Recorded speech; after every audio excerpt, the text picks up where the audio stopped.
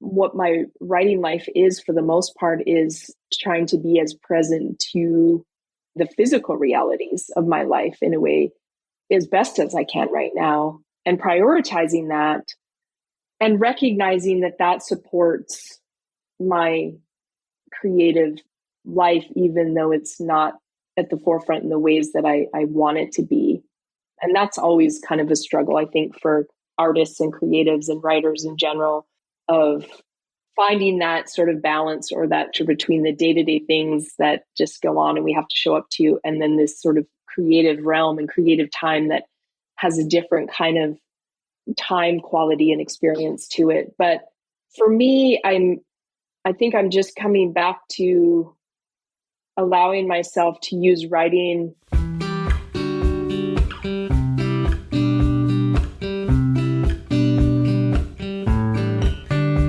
Hello, and welcome to the Emotional Expedition podcast. I'm Meg Thomas, and if you want to live a more open-hearted, magical life, it all starts with your emotions. This podcast will take you on a journey, helping you to better understand, express, release, and heal your emotions.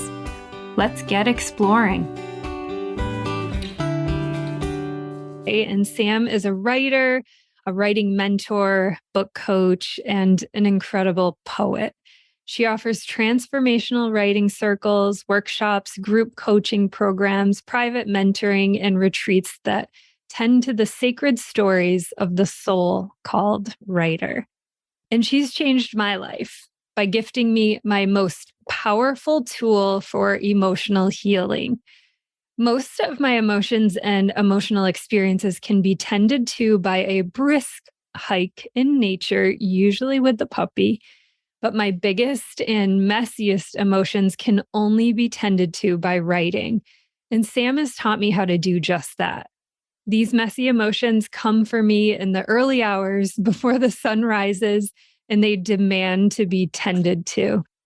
And I now oblige. It hasn't always been that way. I have fought it, but I now get up knowing that they are not going to stop until I do so. So I get up, I get out of bed, and I write. And for these deep emotions, the only thing that loosens their hold on me is to write. And I write until I feel like I can breathe again. And I'm so grateful for Sam helping me really navigate that process and refine it and find a way for it to work for me, which I think is beautiful, that we all have our own process of writing and it can look different for everyone. And mine tends to come knocking at 4 a.m. So I now just listen. So welcome, Sam. So happy to have you here. Thank you. I'm really happy to be here and to just hear you share just how this process has worked for you. So I'm sure we'll get more into that. Thank you. We'll just start right in the beginning. What were your emotions or the atmosphere for your emotions as a child? Like, how did you tend to those emotions, and what did that look like for you? Yeah, beautiful question.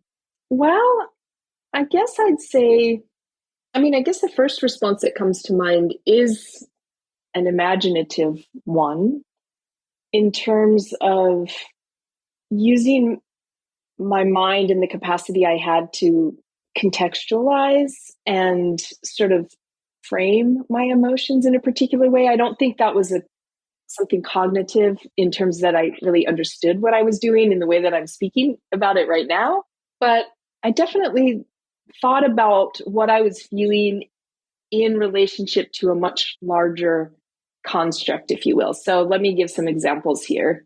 And I'm speaking off the cuff here, so maybe I'll change my mind mid-flow if this isn't making sense or I don't feel it to be true.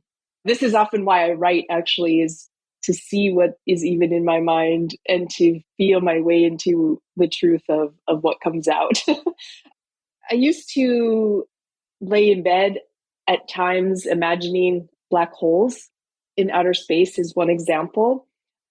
And through writing, actually, one of the things I discovered later, or that came to me later as I wrote about that experience as a kid was that often centered around, my mom was chronically ill when I was young and was in and out of the hospital a lot. And she was really, in my mind, on the verge of death all the time. So it was like the thing, and she told me very young, or when I was about 9, that she was going to die soon and wasn't going to live long, which she actually did. But there was still always that sense that her death could come at any day. And so I think part of dealing with that was to sort of go beyond myself and the intensity of those emotions that for a young person are really hard to contend with, as you well know, as someone who had a parent die suddenly, very young. So I think that was some of the way that I dealt with it, in the sense of thinking beyond myself. Like thinking about black holes in outer space was both exhilarating and mysterious and exciting, but it was also slightly terrifying to think about and to imagine what those really were and what would happen if I got sucked into a black hole. And I think it was a way to sort of be with both of those things, be with that sense of the thrill of like being alive, but also with the sense of being afraid of that, of life and death and all that comes with it. And I actually listened to one of your earlier podcasts around anxiety, which is interesting. That's a whole nother, sort of conversation. But one of the things that stood out to me in what you were speaking to then is that sense of being the overly capable. I can't remember the language you use for it, but that overly capable or under capable in a Yes. moment Yeah. of trauma or a moment of crisis. And in some ways, I was the younger child, but I was that one that sort of overly stepped in to sort of help and be the helper and to be the one that provided something. And I think for me, that turned into providing a sense of comfort or stability or home in a moment or in a situation that would, as a young person, I think my mind was working in such a way that is like, if I could provide that for myself, for one, but through providing that for my mom or other people, then I would be okay. Then I would have that. And so I feel like I'm diverging a little bit from the question itself, but I think I've just come to recognize that a lot of the gifts I have that work really well for working with other people are also part of the way that I managed and dealt with my own emotions as a young person. And throughout the years, and even at this point in my life, I'm unpacking that in new ways and coming to different understandings about that. And I think I'm working now to balance being more in my body around that versus kind of off in my head out into the deep reaches of space. And both are good, but both are necessary. And of course, writing was a part of that. Although for me, writing was really more process journal type writing. I wasn't really a super creative writer when I was young. And I wrote a few poems and a few short stories, but it was more my drive for writing and dealing with my emotions was to really try to articulate what it was I even felt or was feeling, or to even capture a sense of what was going on for me. And my young journals, which I have a few of, are pretty interesting to read, but the predominant theme in them is I love my mom, I love my mom, I love my mom, repeated over and over again and in a lot of different ways, which is both heartwarming and interesting to go back and read, but also a little heartbreaking at the same time, because it was the only way I knew how to just express the intensity of facing that, which really for me was the biggest emotional center of my life as a young person. When did you start turning to writing as a way of understanding these really big and complex emotions that you were having as a child? Well, it's hard to say exactly, but I feel like it was probably when I was like 9 or 10 years old. And I often revert back to that age, I think because it tends to be the time where your own identity and consciousness really sets in. So this could be a default, but I don't think so. I mean, and this is the earliest journal I think that I have, that I still have, that is, of course, only 10 pages full and the rest is all blank. And I wish I'd written more. Probably when I was around 8 or so. And it was a Magic Merlin journal that had Magic Merlin on the front of it. And what I loved about it, I think, and what I felt at the time when I got it as a gift, I think, for a birthday or something, was the potential of those blank pages to just be a place where I could go and be safe, almost, if you will, and as well as held by something that was like unconditionally there to receive me. And so I think that's kind of what started it, is just, and maybe it was even just the idea of being more grown up. That probably was a little part of it too, of this idea of sort of being able to write and reflect, which I feel like I did early on in my life anyway. Because one of the other practices that I didn't mention, aside from thinking about black holes, was going to there. I call these kind of my early sort of spiritual practices. And in a way they were, was to go to the mirror when I was about this age too, around 8 to 10, climb up on the bathroom counter and like stare at myself in the mirror and say both to myself and out loud, "You're you," and sort of trip myself out on that. And have both this sense of looking at this like face staring back at me that's sort of this human in a particular form, in a particular body, as a particular person, Samantha, and yet also at the same time feeling this sense of vastness that was sort of incomprehensible kind of behind and within that.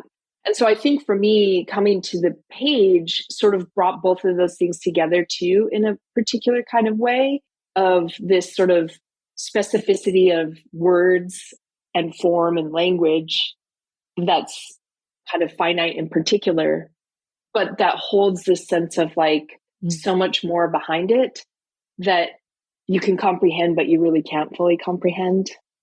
I love that so much. I'm seeing just this paradox, which I feel like it's taken me a lifetime to learn how to hold and honor that space of like two things can be true at the same time. And here you are as this 8-year-old in a mirror, recognizing you are your physical body and you are your soul, right? Like in the merging of these two. And that's just really profound way that it sounds like you created and relied upon to navigate a really challenging childhood. But at the same time, you probably didn't even know that some of the fears you were having weren't happening in other people's homes. Or did you know that that you? That's a good question, because I feel like I don't know if I was aware of that or not, because it just was living in what I knew in my experience to be, which I think over the years, as I've shared stories about my life with others and kind of randomly put things out there that other people are like, what? Or wow, that's been the times where I've been like, oh, okay, this is not a similar experience to what other people have experienced in their lives. I find it more now, not surprisingly, but also sometimes surprisingly, in the people that come to work with me, yourself included, that there is this resonance on some level to those kinds of experiences, whether that's having to face the death of a parent, or that's actually quite common. If I think back around a lot of the clients that I've worked with or the writers that I've supported, there's actually been a lot around the death of a parent that either happens early or is premonition to happen early in some kind of way, or that there's kind of a traumatic relationship around that at some point in their life. So yeah, I think as a young person, though, I didn't really understand that things were really any different than what I was living with. And yet at the same time, I did, because part of my own vision for myself in my life was a vision of home and stability, where I've shared this story a lot, but I bought a subscription to Home Magazine with my allowance early about this time too, and had a little file, accordion file where I cut out plans for or pictures for bathrooms and bedrooms and big master plans for like whole houses.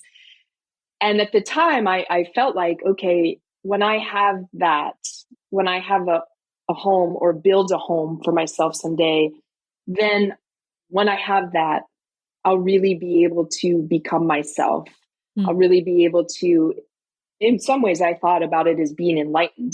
And to me, even as a young person and thinking about black holes and staring at myself in the mirror, there was this deep, deep desire to know things, like to know what life is, to know the universe, to understand black holes, to understand this essence of myself that I could feel that was part of, also separate from being here in form and all of that. I felt like if I could know and if I could have this sense of stability, then everything would be okay. And I think that's common in certain ways to a lot of people. It looks different, but that sense of arriving at the thing that they think they want that's going to allow them to finally fill in the blank. And so that was kind of my version of that I really was working towards creating for myself in my life from a very young age. That connection between when I have arrived, right? When I arrive at this place, I will have become, I will be in that place. Yeah, I think we can all really relate to that. In particular, on my fertility journey, I see it in myself sometimes and I see it in others. And it's, when I become a mother, when I actually have a baby, right? That's when it all will begin. Yet right now is the moment. And I'm wondering if there was any desire to control in there, right? Like, is there, Oh, yes. is when we're trying to really map things out in that way, was that present for you in that process? Absolutely. Absolutely. And again, I don't think I would have recognized that or defined it in such a way for a long time in my life. In fact, I think I'm really now at 48 on Saturday, really coming to understand how really true and deep that goes. And I think all of it in a sense was that desire and need to feel like I had some control over what was happening or going to happen in my life, because I certainly recognized on some level that I couldn't control the life or death of my mother or when that would happen, and was constantly sort of waiting for like when that was going to be.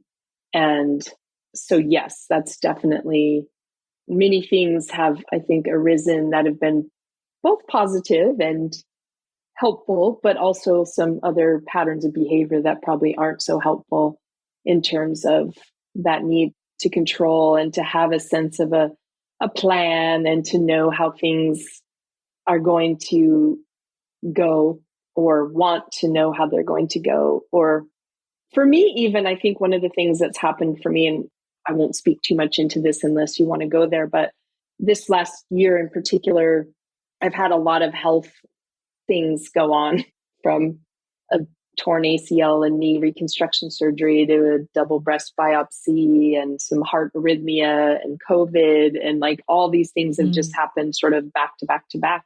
And in the process of it, I really kind of came up against this feeling or this sense of the way that the energy of trying has been present in me in my life.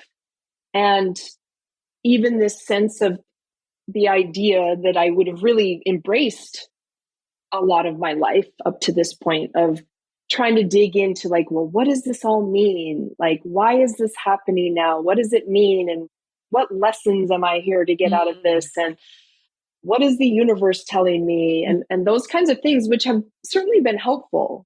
But I kind of reached a point in my life this year with all of it that it was like, okay, I need to actually even set that desire and need to make meaning down, because right now it's not helpful. And right now there's just subtle ways where it has become part of that impulse and gesture for control in some way. And I'm not even able to, like, I've almost lost my capacity through all of this to do that. And it's disorienting and disconcerting, but it also feels like something necessary around letting go of that kind of control, if you will.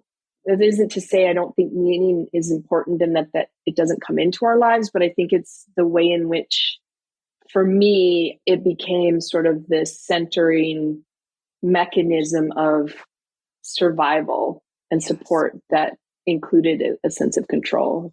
You know what I mean? And maybe you're shaking your head. Yes. So. Yeah, this is like speaking to my soul. This has been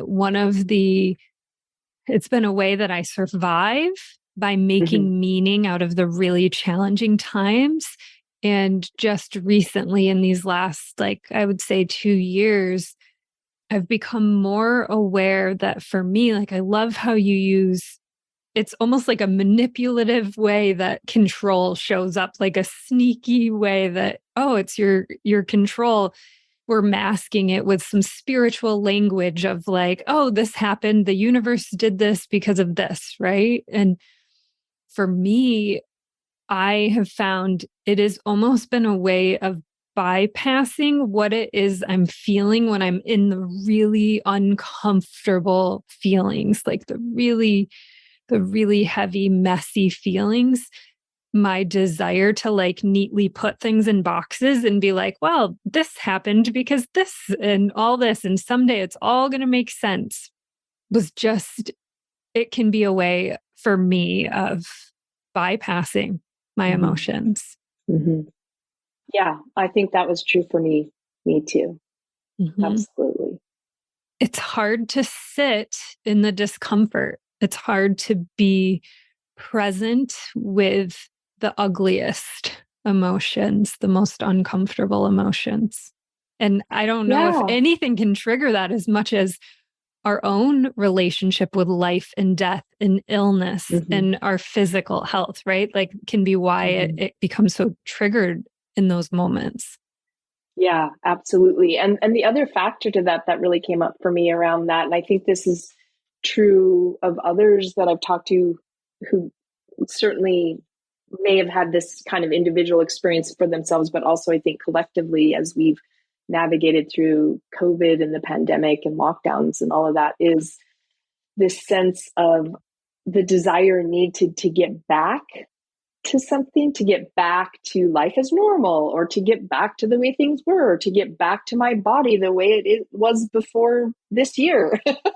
And to me, it wasn't even a very conscious thought, but I started to recognize and realize, like, oh, that's sort of the underlying consciousness that's there, that I'm trying to find my way back into something that was before. Yeah. And I realized, like, oh, okay, hello, Samantha, that's not how it works. And what is it to meet this? Like, what if this never changes? Or what if there is no going back? And there, certain things obviously can come back into play, but, you know, as the saying goes, you can't step into the same river twice. And so what is it to be in relationship to what's happening now, and to meet that, really to become more present and to become more embodied, to actually get closer to feeling that sense of those complex and intense emotions that you don't even fully consciously understand most of the time, at least for me. And how do you just be with that, rather than trying to get it to be something different, to make it into something else, or to get it to be what it once was. All of those things that, again, are part of that need for control and having some sense of agency or knowingness in the midst of total uncertainty and the unknown. Yeah. And I think our childhoods, set us up for that desire for certainty, right? And especially when we're, talking about experiencing trauma or death of a parent or the looming death of a parent that you lived with for so long, just set us up for this desire to have certainty everywhere. And I think COVID was a collective moment to show us all of the certainty we crave and we try to build constructs and build, our entire lives around doesn't exist. Yeah. Mm. Yep. Or could be gone in an instant from what we thought it was. Mm-hmm. Yeah. Yeah. Mm. Can you share your journey with writing? How does writing continue to shift throughout your life? What does that Mhm. journey look like? Yeah, that's a very good question. And I was thinking of that as you were opening this and speaking about, the process and understanding how it works for you personally and individually, and how that's so much of what I love to support people with is this sense of kind of this sort of known and common stages of a writing life and writing cycle and writing practice, but also what it is to be in relationship to that in your own unique and individual way, and come to know and trust and understand that. And that's not always easy. And there's always these different phases. And I think for me, I'm in a phase right now of really, establishing that. I mean, it's almost kind of back to this sort of parallel multiple truth situation where I both feel more comfortable and confident in my writing and my process. And at the same time, I also feel like I have no idea about my direction right now. I have certainly through all these health stuff this year and some other family things. While my father now, who's 94, is in his late stages of life and dying. And my stepfather is as well, who has stage 4 cancer and just went into the hospital this weekend. Like right now, it's what my writing life is for the most part is trying to be as present to the physical realities of my life in a way as best as I can right now, and prioritizing that and recognizing that that supports my creative life, even though it's not at the forefront in the ways that I want it to be. And that's always kind of a struggle, I think, for artists and creatives and writers in general, of finding that sort of balance or that between the day-to-day things that just go on and we have to show up to, and then this sort of creative realm and creative time that has a different kind of time quality and experience to it. But for me, I think I'm just coming back to allowing myself to use writing as, I mean, there's projects I'm working on. I have a poetry manuscript and book that I really want to, I thought I would publish this year, but I don't. And there's still a few months left, but I don't know. I don't foresee that happening in the way that I originally imagined at this time last year before everything with my health happened. So there's things floating and that are there that I'm looking to, but I honestly have kind of lost a sense of motivation and direction, and having to wait and listen and just show up to the page as freely and as without agenda as possible, which is a huge part of what I bring forward in the restorative writing cycle and writing that is foundational, but that comes to it from this place of being called to attempt to articulate and express something. And for me, I'm having to really come back to that in a way and let go of my ideas about where I need to be with this manuscript or other essays and things I've been wanting to write, but I haven't sat down and worked on, and letting myself just show up as best as I can to not knowing where my writing is or where it wants to take me, but still following those threads that are there and that, I don't know, hold that connection.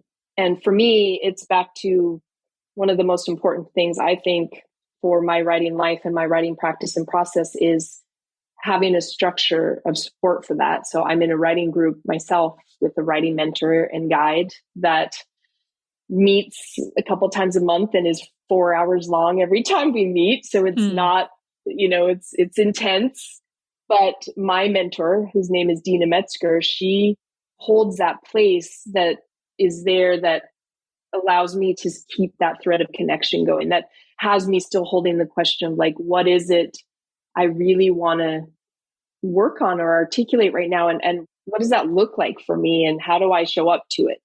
Which often is part of that cycle. Like we find those times where we've moved away from things and are trying to find our way into what is there and what's next. And other times where it's like, oh, that clarity is there and you're working to develop that and to share that and to bring something into forms of completion versus kind of that wild nebula of emergence that, and all of that can be happening simultaneously. And in many ways it is. As I get close to the end of this poetry manuscript, there's also then this whole nebulous place of like, well, what really is important to me now that I wanted attempting to articulate? And yeah, I think it's been harder to find, I think, because of what we were just talking about, of this place of letting go of making meaning in the usual ways that I once did, and sort of questioning that for myself. Like, do I even believe what I'm writing? Do I even believe that it's true? And I'm kind of in that place of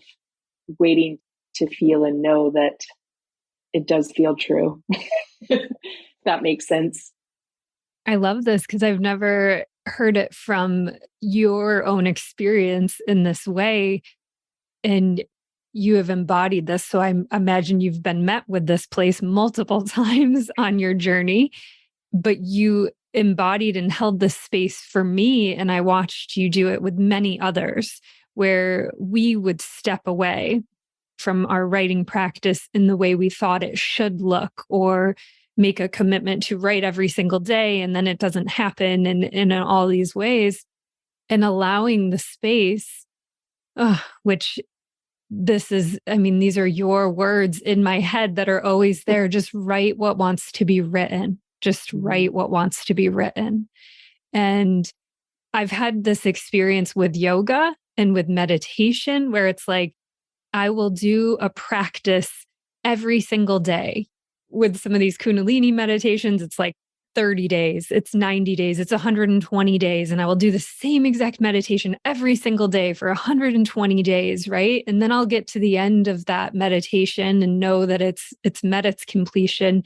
And there's this period of time where I may not meditate for a little while, or I might just do random meditations each day, like just nothing, totally not the same experience over and over again. And it's like being really comfortable with that place of waiting, right? Like waiting for the inspiration to come, waiting for that moment to finish the manuscript, to know. And I guess not even just wait, it's so beyond waiting, it's trusting, like trusting that it will come. And you have coached me through those moments, and I've seen you do it with other people. And so to hear you in your own practice of, yeah, it may be uncomfortable right now, but I'm trusting that I'll know when the next right move is and what that is. Am I getting that right? Yeah, absolutely. And it really comes back to this sense too of, it's like, that's what happens when you make the commitment and understand that it's a commitment to a writing life and not a writing project. It allows for that ebb and flow in that cycle. And I think it also comes back to understanding that those times away are actually necessary. They're not a problematic failing. Say more about necessary. Yeah, say more. It's taken me a long time to at least step out of the psychology. And I'm probably even still there in that sense of like, oh, but I really want to be working on this and writing this really well and publishing this and doing this. But there is a way, I think, where it is necessary to not be in the writing and in the process. And I think it's, it's similar to what you said, that like, once you get into, I feel like this is true for me, and I see it a lot with a lot of the writers that I work with, that you get into a routine and a rhythm, and you do that 30 days of the Kundalini exact same meditation. But at some point, there comes a point where you lose connection to what's at the heart of it for you, perhaps, or at least that's been my experience, where it starts to become the motion and not the actual place of deeper connection and expression. And again, I'm not always conscious of that, but somewhere my body might recognize that. And it needs to leave. It needs to go away and break open that. I don't want to use the word rut because that has negative connotations, but breaks open that sort of stasis of consistency.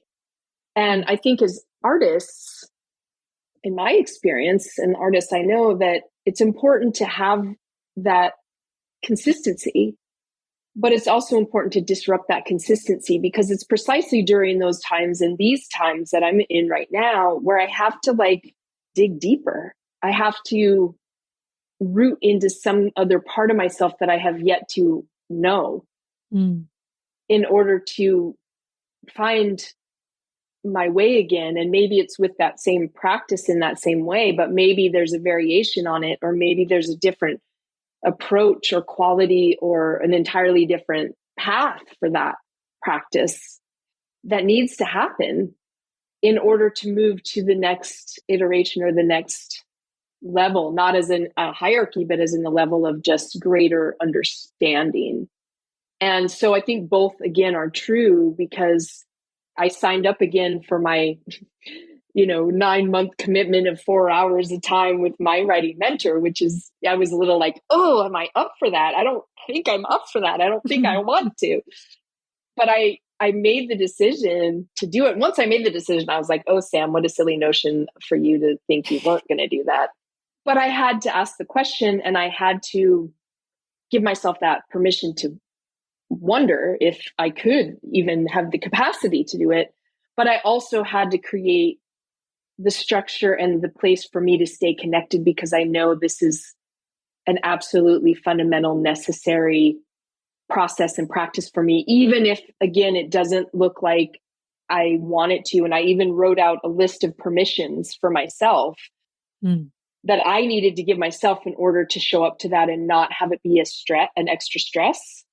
It was like permission to write horribly, permission to do my own thing and not follow directions if I wanted to, like permission. I can't remember all the list of it, but just even doing that was really helpful.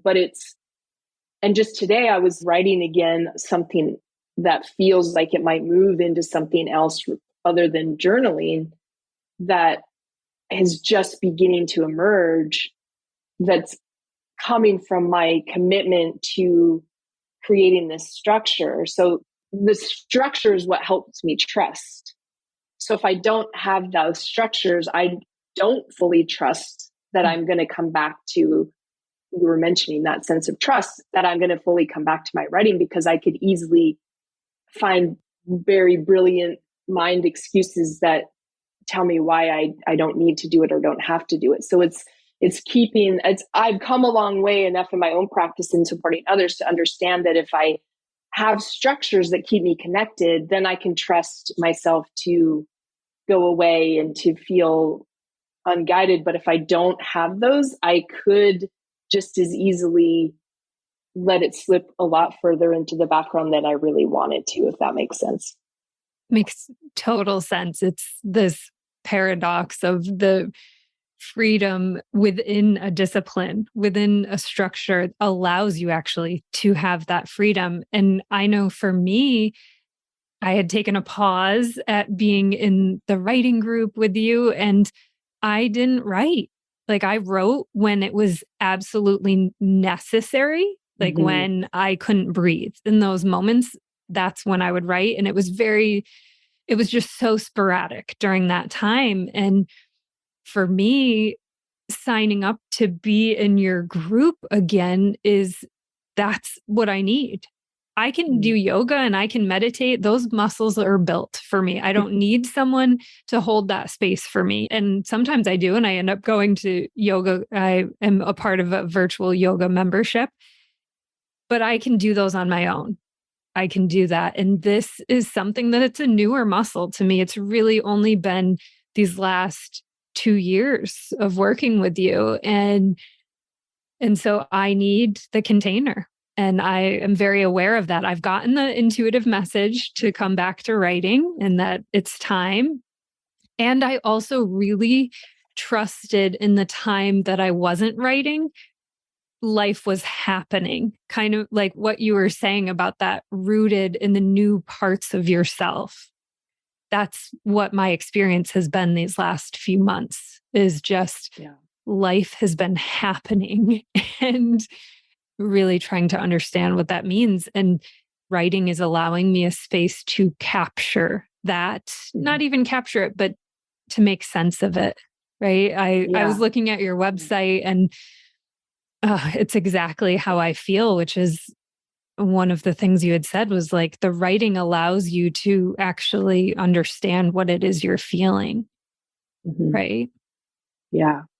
Yeah. And I imagine, I mean, I'll be curious to know this for you. I do find this in my experience. And what I was just speaking to is that having gone away, actually, now that you come back and are going to come back in a more structured way, that there's going to be new insights and muscles around that that will reveal themselves, that I think are part of that process of having gone away necessarily for whatever reason. I mean, and obviously you were writing when you absolutely needed to, but yeah, sometimes, you need that. And I think with writing too, there's a level of cognitive processing that for me, sometimes if I'm not finding my way in my writing, I know I have to step away and get deeper into my body physically, and also through other forms of creativity that are visual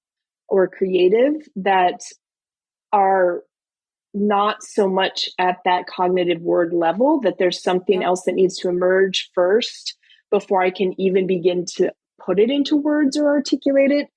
And that's important. That's an important part of the process as well, too. Thank you for saying that, because that's what has amped up these last few months, was learning breath work. And breath work has become this tool for healing for me. And so the things that I've been doing have been very much body based, right? Yeah. Yeah. I think that's key. Thank you. Yeah. One last question before we go into the rapid fire. And why do you think the writing works to help us heal our emotions? Like, why is this connection between our emotions and the writing? Like, what drives that? Yeah. Well, I think right now my response to that is to channel a little bit of my mentor, and at least the ways in which the things that she says and holds for me are being integrated for me in the way that I continually catch myself speaking about this.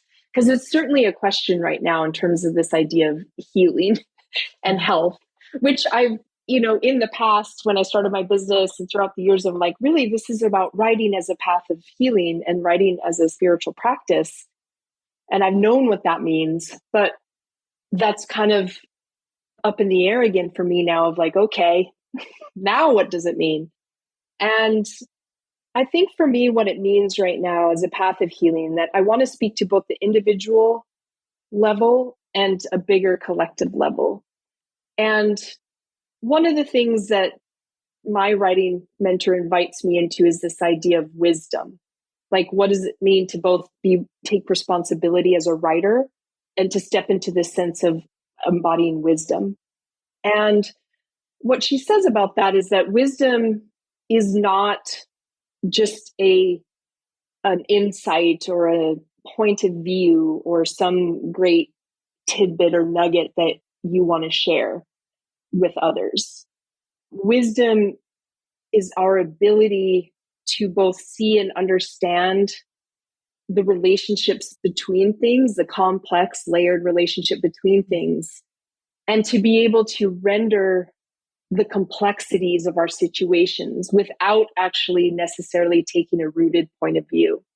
And I think for me right now, what healing is and how writing fits into that is to be letting go of the things I maybe once held as true, or the ideas that I have about what is right and wrong or left or right. I mean, and there's still certain things that I feel to fundamentally be true, but it's sort of opening up into a larger conversation that again brings forward all the things that create any particular circumstance, whether that's a conservative, right-wing conspiracy theorist, somebody who I really feel like a strong reaction to, but also have a deeper sense of curiosity and want to sort of understand where those ideologies come from. And it's not easy to do. And it's not easy to, there's a book I just read that had some great info on environmentalism that I think is really important. And then I came to find out that this author and the other author are really fundamentally transphobic and putting out a lot of terrible things in the trans world.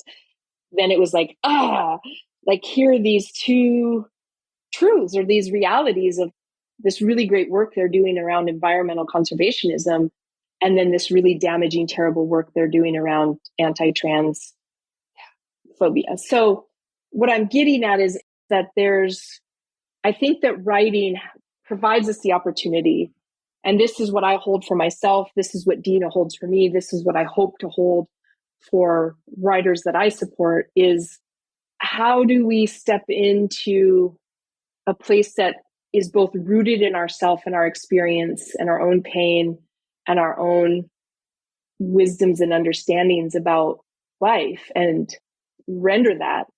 But how do we also go beyond that in such a way that we bring forward the complex dimensionality of any other person or situation that brings about a deeper sense of understanding and connection? And to me, that's what both restorative writing, as I was naming it, and then come to find out before I even knew Dina, she's been writing about the literature of restoration, which is a literature that has self-scrutiny, that is going deeper into examining our consciousness and our language and the ways in which our own damages are perpetuated and reflected in the stories we tell and the language that we use. And so I'm interested in unraveling that and understanding what the bigger healing story is that I'm in and that we are in collectively as a society. So I know that was very sort of complicated and layered, but it's part of what I'm grappling with myself and wanting to explore and understand and even articulate in other kinds of ways and more succinct ways, maybe perhaps. Nope. I'm seeing it. It's like being able to move from black and white to gray, right? And being comfortable with all of these truths at the same time. And the exploration, like being able to explore what that truth is. And does this still resonate for me? How does it change? What does that look like? Yeah. Yeah. Yeah. And to be able, and I think one last thing I'll say about that is I think that the writing is the one place that I know for me and those that are the so-called writers, soul-called and so-called writers that are drawn to work with me, is that sense of the writing is the means to begin to see those relationships and those connections that you might not otherwise see. Yeah. Ding, ding, ding. That was exactly what I have in my notes that I wanted to be able to convey to people listening is that's your magic. Like that has been this incredible gift of working with you is you can see the heartbeat of what it is I'm writing and all of these threads, that these tiny threads that I cannot see, even as I continue to explore my work, you see the connections between one random piece of writing and another very random piece of writing about a dog or whatever it is. Like you connect all of it. And that, I mean, you are truly incredibly intuitive. And what I love about working with you is being able to see those things that I cannot yet see, right? You hold that space for me to grow into, and you just see these connections that like almost seem invisible to me. And then once I see them, I can't unsee them. They're there, right? Mm. Yes, that is indeed what I love about this work, and where that inherent sense of meaning making is actually serves life and Yes. isn't trying to control it. Yeah. Thank you. Yeah, thank you All right. for This is, reflecting that back. I'm nervous that this may be our hardest rapid fire that we've had, because when I ask you, what is your favorite book? Yeah. What is your favorite book? I mean, can we keep this under 10 books? Okay, I'll say this. Yeah. There's no such thing as my favorite book. Okay. I have favorite books at different times. And right now, my favorite book is On Earth We're Briefly Gorgeous by Ocean Vuong. Oh, you introduced me to his work, and there's a line that is my favorite line of poetry I've ever read, and I'll have to put that in the show notes because I can't recite it off heart. But yeah, okay. What are you currently reading? I'm currently reading, or rather rereading, Time is a Mother by Ocean Vuong, which is his newest poetry book, and The Being Trees by Barbara Kingslover, and one I just got as a gift called A Vertical Art by Simon Armitage, which is their essays collected that he gave lectures on poetry and kind of what is poetry and the sort of way that it fits in our lives and culture, from this professor who was in residence at Oxford University. So a friend from England just sent it to me. So I'm always actually reading multiple books at once. Yep. Some of which I get all the way through and some of which I don't, but I'm okay with that now. I used to see it as a deficiency. Nope. I love it. What is one thing you know for sure? One thing I know for sure is that not knowing and uncertainty is a skill that I feel like I am and the rest of the world at the moment are really being asked to develop, and that being willing to ask questions more than to know something, and to have, again, that sort of stiff and rooted point of view is what creates possibilities for deeper connections, for fellowship, and for the kinds of conversations and innovations and creations that we need to address the complexity of the times that we're living in. Love it. And I won't use the word favorite. Do you have a quote or poem or something you would like to leave us with? I think because of where we went, and to kind of round out what I was saying about Dina and the healing story, because I was going to read a poem, because of course I'd much rather read a poem, but I guess I'll save that. I'll mention the poem. The poem I wanted to read was What to Remember When Waking by David White. But I think the quote I'd like to share is one from Dina about story and healing. And so I'm going to share that. So this is from Dina Metzger. She said, "A story is not simply a narrative of events, of what happened to one or how one is feeling, or a review of one's personal life. A story that is a healing story is the perception of aligned events, storied histories of all sorts, personal, family, cultural, political, social, land-based, and environmental, of dreams and perceptions, experiences, emotions, intuitions, memories, and ideas one has about healing.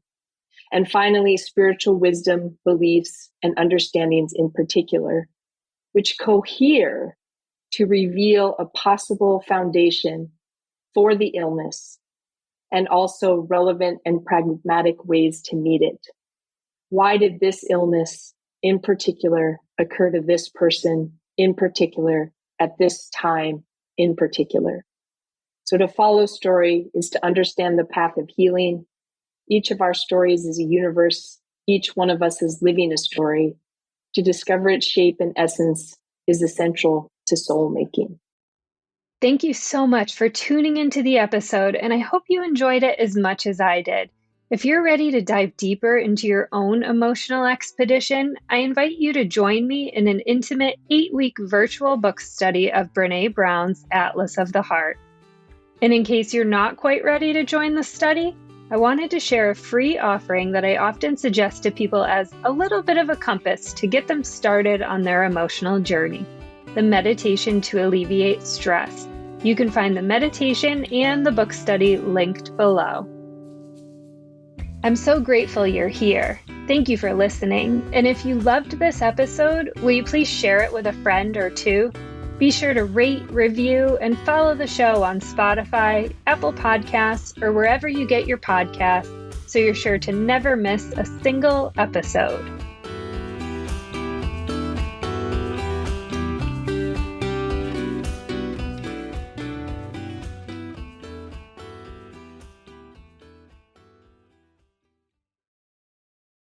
This podcast is part of the Sound Advice FM network. Sound Advice FM, women's voices amplified.